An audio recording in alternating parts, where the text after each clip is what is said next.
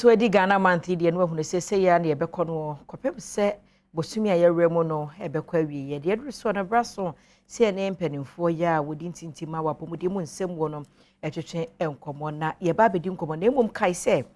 DBS Industries Limited ne kwa me mu abrane omoye concrete work se bia dan no baby awasi adru no pese wo flow so DBS fo betumi aboa wo Africa na bia pese wo hyehye fom wo asase no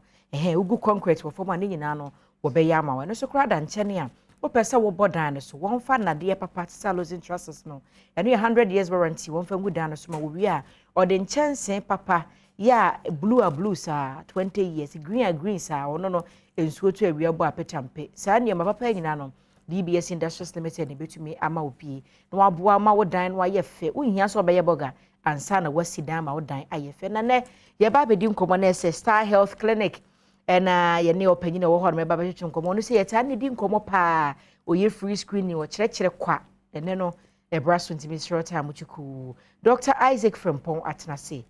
wo Frempong maachi na mpombo ko de Obade Adom ena de mnu ni the bride ni groom. That's right. All right. Star Health Clinic. And Star Health Clinic. You say mo free screening promotion na mo de cha ye ne ade bibi say ba na. Bibi sa ho. Eh, is a mo sanda. Abedukra. Yedi kan mo nkomo ansa na yakọ screening so. Yen hwe nkomo be na yebo. And no, me pese ye nka briefly no, ye be discuss bibi afa ectopic pregnancy. Okay. Because etete mani ye pa. Ye di ade. Ye ka say ectopic pregnancy a de kire nyina ne say nyinsan a oba afa. Nanso so enda bibi e wo say eda. Eno na say emfiri ho antam wa na de ne ko wuo mu. Good. Okay. Etimi kum ma ye pa. Okay. Enti say oba ebefa nyinsan say mostly ya na nyinsan ne tie koso wo tubes nim fallopian tube nim but koso wo ho a ense say implantation koso wo ho nyinsan na fa wie no e wo sa akwala na de ne ho bata wo de no na oda ho nyin okay nyinsan no enti sa bre na nyinsan na take place no e wo say e take place wo tube no mo e ba back to a wo de nim finfin because tube no mo nya wo de nim finfin okay e ho akwala ntimi na ho nyin nti se ama wodi eni mfimfia meda ho anyi na eda tube no mu se enyi a tube no ntimi expanding kuta nyinsan no okay nti se nyinsan na betumi asai ana se o how bibiri beba ho na dia na masa de nesi ectopic de e bia tubes no why surgeries be pain ewo ho scars ewo ma o tube na wasa nyinsan no e transfer e back nti se ekobasa scars bi etwa bi ne ade wo tubes ni mu a entimi ntwamu ma back okay that is one two obi a oyam multiple abortions obi a watu nyinsen egu a okay o stand a chance a wonso so obetimi abenya sa ectopic pregnancy we bi eno achi ema o metwam be 35 ekono okay na amo pesa still amo carry nyinsen no amo so timi nya no very easily okay and hormonal issues and so eka ho obi o hormonal imbalance and so no obetimi a stand a chance say na so obi wo no ma anya nyinsen tuguo obi wo no ma anya mfie but the hormones na akra to me ma onya sa wo ha nzana yesia ye discuss about fibroids no ye be hu say fibroid be nyini na e be appear hormones no na ye responsible say e be ma kwan na atumi appear because hormones ne control how our uterus no e was na me wo mu ni nyina ye adwuma fa te ko ba say hormones ne be ye imbalance da easy say nyama bebre bi sei betimi akoso wa wodi na mafa afro on say e ba foforo no a edi mu yade edi mu ntesutie nanam okokotwa scan ebi wakwa ye bia be ka say 7 weeks ma ba fie how do I know dey na be yi ni tie be ma hu say nyinsia ne na ye nti wo say me sai come doctor for eyi free oh dey obetimi ahu ne say obetimi anya bleeding kakaka okay wabra wanyinsen no na say wonye mfoforo na mo just start say egu wa ye ntena fie ense say otena fie enya normal ana say obenya pain pa ewo yase okay pain pa severe pain ebeba na ejai nti no onyinsan na onyinya signs binom like that ense say otwen because enya normal ense say otwen many other signs ewo ho na breeding nti yebetimi etwa so kakra ti de obepenchire mu into deeper and deeper no Oba Star Health Clinic ne na bonko mani yi pa e wetimi abeti ne oma ase na menya free 40 years kwa wo mi pebi na akọ abnya beto mama me na me ba doctor say topic this yi se me ka se me mpene a susuaso be na betimi dia mama you might lose your life na se kwon de mitumutan akora no ntumi na ho nyini because tube ni mu ho no tube no ni muzzle be expande akuta nyinsan okay but what I say yes because tube no entimi nkuta nyinsan for 6 months for 4 months for 5 months akora no ntumi nyini wo ho entimi nyi so unyinsan anya so unyinsan ya na akwala na ba